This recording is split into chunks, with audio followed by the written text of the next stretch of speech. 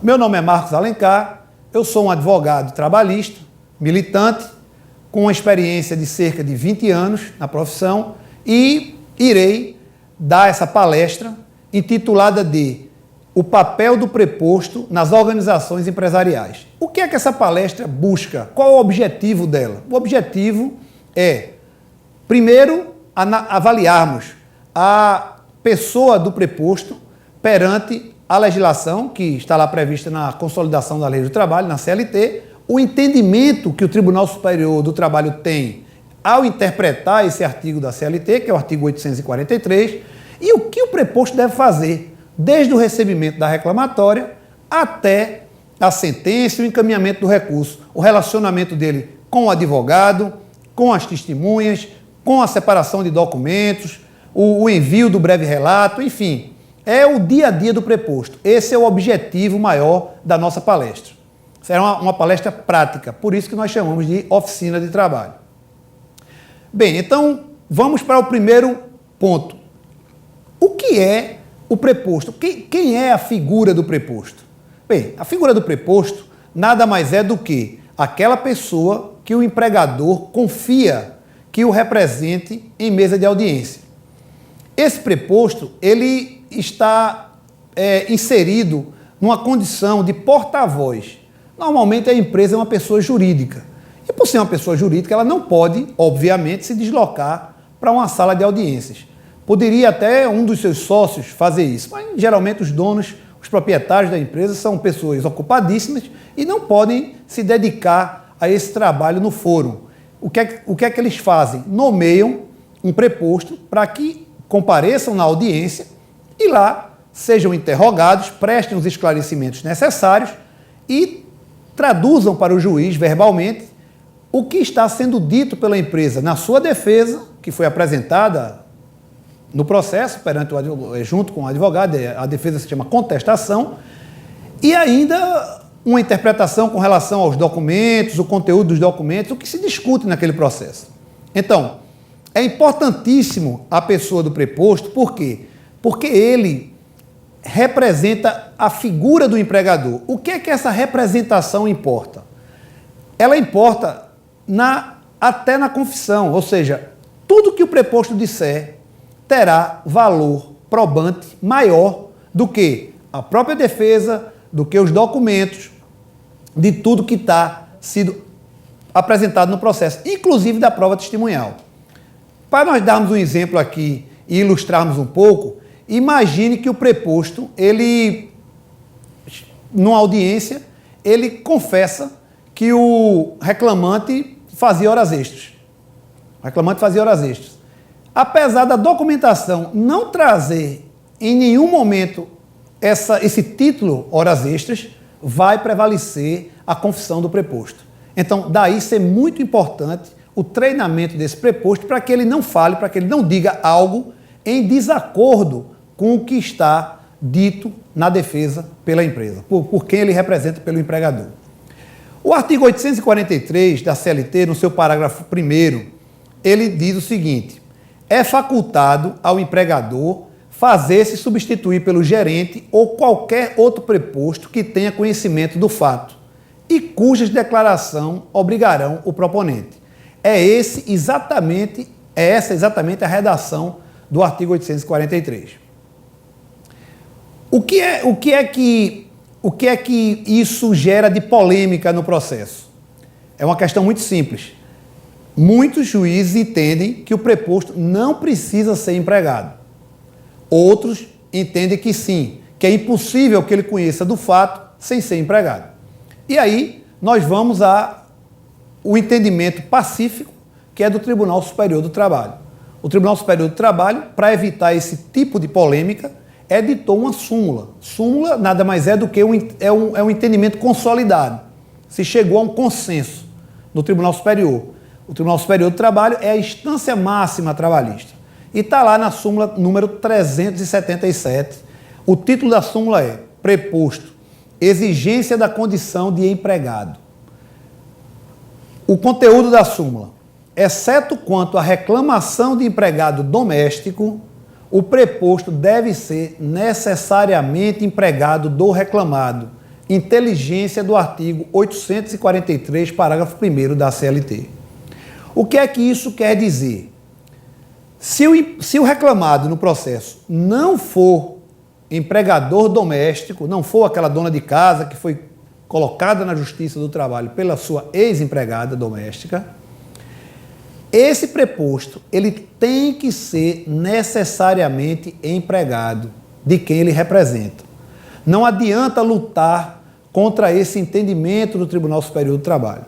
Alguns juízes de primeiro grau, de primeira instância, que são os juízes de vara, eles dizem, ora, mas o artigo 843, ele não traz essa obrigação de ser empregado. Como pode o TST, o Tribunal Superior do Trabalho, exigir isso? Bem, isso é uma briga jurídica de interpretação. Você que vai ser o preposto de grande sucesso, não pode estar correndo esse risco de entendimentos conflitantes. Então, aposte naquilo que está pacificado pelo Tribunal Superior do Trabalho. Só represente aquela pessoa a qual você é empregado. Vamos a alguns detalhes sobre isso. O preposto, quando ele representa, ele é empregado de uma empresa e essa empresa faz parte de um grupo econômico. Ele pode ser preposto das outras empresas? Sim, pode, porque ele é empregado de uma delas. Então, desde que ele seja empregado de alguma dessas empresas, ele pode representar qualquer outra empresa do grupo econômico. Isso é uma dica importante. Mas isso tem que estar ressalvado na carta de preposto. Tem que se dizer que ele é empregado da empresa A, que está representando a empresa B, porque a empresa B faz parte do grupo econômico da empresa A. Isso tem que ficar claro. Por quê? Porque pode ser que o juiz faça uma leitura da carteira profissional do preposto, na página lá que consta o contrato de trabalho, e ao verificar com quem está sendo o réu na reclamatória, né, o reclamado, ele vai haver uma desconformidade. Então é importante que isso seja, desde logo, esclarecido. Outro ponto que é muito importante é o seguinte, é que o preposto, ele pode ter sido, eu vou repetir, pode ter sido contratado no dia da audiência. E normalmente os prepostos se perguntam, ora, como é que eu posso falar de fatos, de situações, se eu não presenciei, se eu não convivi, se eu não participei de tudo isso? Veja bem, você é preposto, você não é testemunha. A testemunha é que presta um compromisso de ter presenciado, visto, de ter participado daquele evento que ela narra. O preposto, como eu disse aqui, é um porta-voz de quem representa. Então, se ele é um porta-voz de quem representa, basta que ele seja conhecedor dos fatos. Ele pode ter sido contratado no dia da audiência, mas leu os documentos, leu a defesa, conversou com várias pessoas daquele setor que o empregado trabalhava, leu a ficha de registro, se inteirou dos fatos e, na condição de empregado, ficou habilitado para representar o seu empregador numa audiência trabalhista. Então, resumindo, o preposto não precisa ser contemporâneo, ser da época que os fatos que estão sendo debatidos no processo ocorreram, tá certo? Isso é importantíssimo. Então, vamos agora passar para uma segunda etapa. Eu digo que é o roteiro da preparação, desde o recebimento da até a audiência. Isso é uma primeira etapa do comportamento, vamos dizer assim, processual do preposto. O preposto não deve achar que a tarefa dele inicia na audiência. Não é bem assim. A sua tarefa inicia no momento do recebimento da reclamatória e que você, obviamente, é designado para ser preposto. É importante que você que está aqui participando deste treinamento conscientize o seu empregador do seguinte, de que, olhe, nomeie o preposto antecipadamente, mesmo antes de chegar uma reclamatória. Para quê? Para que desde o momento do recebimento já exista uma pessoa na empresa designada como preposto para que acompanhe aquele caso. Isso é importantíssimo. O roteiro, vamos lá. Então, ao receber a notificação, obter logo uma cópia Xerox tirar uma xerox também do AR, que é o aviso de recebimento, porque essa notificação ela normalmente vem postal, então preenche o AR colocando a data, para que se houver necessidade de contagem de algum prazo, o seu advogado, que você estará assessorando, você como preposto, ele vai precisar desse documento preenchido. Muitas empresas preenchem o AR e devolvem ao carteiro, e não fica com a cópia. Então, eu não tenho xerox na empresa, tira uma fotografia do telefone celular, escaneia, ou tira uma xerox, enfim, é importante que tenha esse documento xerocopiado ou fotografado. É válido também. Então, agendar seria a segunda etapa, identificando qual o rito processual e a data e hora da audiência. Qual o rito processual? O rito processual pode ser 2 ritos, o sumaríssimo ou o rito ordinário. O rito sumaríssimo é aquele que a audiência acontece de uma única vez. Vai apresentar a defesa, vão ouvir 2 testemunhas e serão apresentados todos os documentos.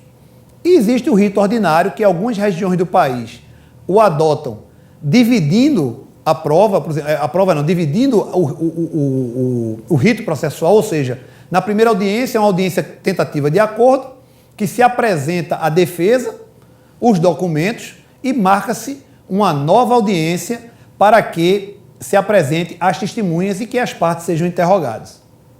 Então, é importante você identificar o rito e saber, infelizmente isso é uma realidade, qual o procedimento dessa vara, que a audiência está lá marcada.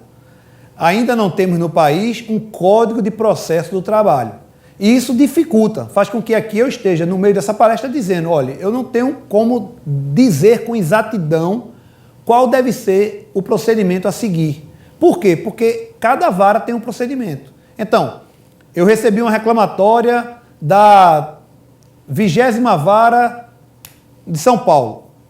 Vou manter contato com a 20ª Vara para saber qual é o comportamento da vara. Infelizmente, isso é uma realidade, até que se tenha um código de processo do trabalho, que aí vai ter um rito definido. Então, próxima etapa, abra uma pasta suspensa, e crie o seu próprio processo. Faça o arquivamento das peças, que é a petição inicial que você recebeu, a notificação, a xerox ou uma cópia fotográfica do AR, e essa pasta ela será futuramente alimentada com a defesa que vai ser apresentada, as xerox dos documentos, os recursos, guias de recolhimento, enfim. Então, abriu a pasta, o que é que você vai fazer agora? Você vai encaminhar é o próximo passo, encaminhar a notificação ao advogado da empresa, ao advogado de quem você representa. Encaminhe mediante o protocolo. Muitos prepostos, eles costumam escanear a notificação e a peça inicial e remeter ao advogado por e-mail. Eu sei que em alguns centros urbanos, o trânsito, a distância, ele cria esse empecilho de se levar o documento lá no escritório de advocacia e se protocolar. Se fizer isso via e-mail, peça um e-mail de retorno com o anexo atachado a ele do advogado dizendo: recebi a presente peça na data de tanto, às tantas horas. Por quê? Porque a partir desse momento você está com um protocolo do advogado de que ele está responsável pela defesa.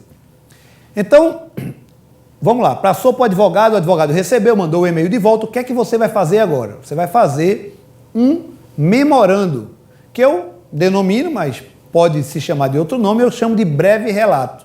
O que é o breve relato?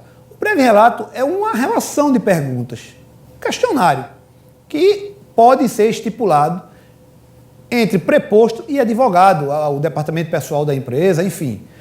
O que é que esse breve relato visa? Contar em perguntas e respostas, respondendo esse questionário de forma muito objetiva, com algum detalhamento naquilo que for necessário, a vida que aquele ex-empregado, aquele reclamante teve na empresa. Ou se ele não foi ex-empregado, for uma pessoa que está se intitulando como empregado e é uma negativa de vínculo, vai se relatar. Tem que se investigar essa vida. Então, como é composto esse breve relato?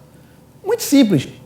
Entre na máquina do tempo e volte no contrato de trabalho. Então, qual foi o primeiro dia que essa pessoa teve aqui? Quando é que ele fez a seleção para ser contratado?